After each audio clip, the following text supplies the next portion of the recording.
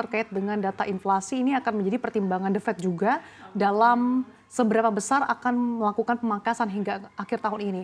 Tapi mengingat tensi geopolitik di Timur Tengah yang kian memanas yang berujung pada melonjaknya harga minyak yang berujung pada peningkatan inflasi negara-negara dunia, bagaimana Anda melihat potensi ke depan? Apakah memang dengan adanya tensi geopolitik ini yang berujung pada melonjaknya harga migas, pemangkasan hingga akhir tahun, peluangnya akan semakin kecil?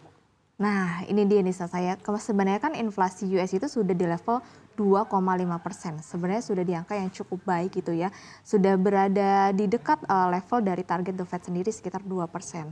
Cuman sayang sekarang tantangannya adalah kenaikan harga minyak yang seperti saya sebutkan sendiri tadi. Bahwa di mana kita ketahui perang ini kan masih berlanjut antara Iran, Israel dengan Lebanon. Kita ketahui sendiri Iran itu produsen minyak terbesar nomor 7 setelah Arab Saudi, yang dimana penghasilan untuk produksinya itu sekitar 3,37 juta barel per harinya. Jadi kalau misalkan nanti perang ini bisa mengganggu pasokan ataupun melakukan penyerangan di wilayah pasokan minyak, ini otomatis bisa mengganggu pasokan. Ketika pasokan minyak terganggu, otomatis itu akan mendorong harga minyak itu bisa lebih tinggi lagi, Brent maupun juga WTI. Kalau itu terjadi otomatis pasti inflasi US itu akan naik lagi. Otomatis ini bisa mendorong The Fed ini tidak jadi dovish lagi gitu kan, dimana kan targetnya sekitar 50 basis point. Bisa jadi nanti pada kesempatan selanjutnya justru akan menahan suku bunga. Nah itu yang dikhawatirkan bahwa nantinya ini akan membuat dolar makin menguat lagi dan juga memang akan mendorong bahwa kira-kira akan lebih baik lagi enggak sih gitu, karena kan sekarang The Fed istilahnya juga diberi tantangan banyak gitu, terutama dari kenaikan harga minyak. Di satu sisi dengan adanya tensi geopolitik, sektor-sektor yang bergerak di migas ini kan diuntungkan. Namun kalau kita lihat pada perdagangan hari ini, pelemahan saham-saham migas justru terkoreksi cukup dalam, 3-5%. Apakah ini ada indikasi profit taking? Ya, kalau misalnya saya perhatikan, paling simpel itu kemarin yang saya perhatikan adalah ada 2 emiten migas ya, yang biasanya cukup volatile perdagangannya ketika harga minyak itu naik. Kan 2 hari lalu itu harga minyak WTI Brent itu sempat naik 5%. Itu saham-sahamnya naik sekitar 7 hingga 10%, beberapa saham minyak bumi terutama yang ada di Indonesia ya. Kalau saya lihat memang kenaikannya hanya sementara, karena kan sebenarnya faktor geopolitik ini kan kita belum tahu nih batasnya sampai kapan. Apalagi sekarang juga pasar lagi wait and see, menanti dari laporan kinerja keuangan. Jadi biasanya sembari menanti kinerja keuangan, investor itu biasanya lebih suka tradingnya jangka pendek Sasa dibandingkan untuk investasi.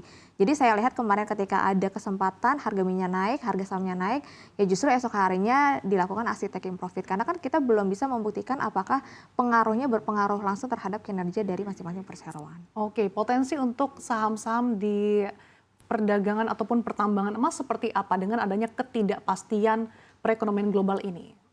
Ya, sebenarnya kalau Sasa perhatikan saham-saham emas itu dalam bulan September itu sudah naik lumayan signifikan ya. Kalau kita perhatikan hingga akhir September itu ada beberapa emiten yang bahkan kenaikannya sudah 50% dalam sebulan kemarin. Jadi sebenarnya itu sudah ada respon yang baik ya, terutama dari para pelaku pasar untuk saham-saham dari emas sendiri gitu. Apalagi yang punya pertambangan emas atau yang mengelola emas, bukan hanya sekedar trading emas aja.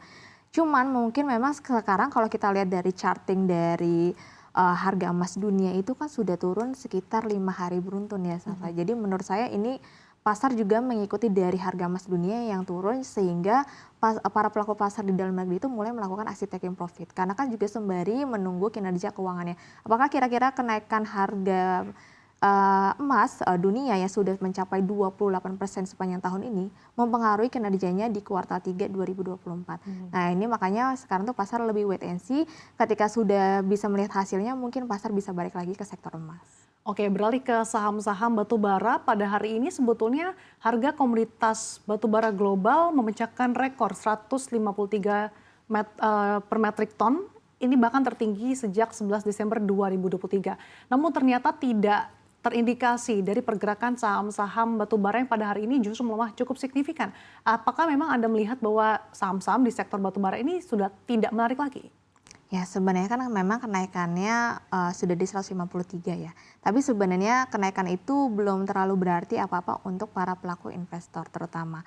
Karena kan sebenarnya investor berharap bisa balik lagi di level 200, tapi menurut saya agak berat. Karena kan Cina sendiri juga baru melakukan stimulus ya, Sasa. Kemarin kan Cina baru saja mulai memangkas suku bunganya ya, di mana Bank Sentral Cina sendiri atau PBOC itu memangkas suku bunga 7-day reverse repo-nya dari 1,7% menjadi 1,5%. Kemudian juga ada stimulus lainnya di mana ada pemangkasan rasio cadangan wajib minimum sebesar 0,5%. Tapi kan itu baru aja kejadian. Jadi menurut saya untuk hasilnya bisa dilihat di kuartal 4 2024. Jadi sebenarnya untuk kenaikan itu kan hanya kenaikan sesaat aja ya. Mungkin pasar tuh melihat ada sektor lain yang lebih menarik menurut saya dibandingkan batu bara. Itu salah satunya ada di teknologi, perbankan dan juga properti. Jadi dibandingkan dengan memilih sektor batu bara yang belum pasti, sekarang tuh para pelaku pasar lebih sukanya yang pasti-pasti aja lah Sasa gitu. Jadi biasanya lebih memilih investasi yang menurut saya yang lebih berpeluang cuan secara jangka panjang maupun jangka menengah itu lebih enak, salah satunya di sektor perbankan.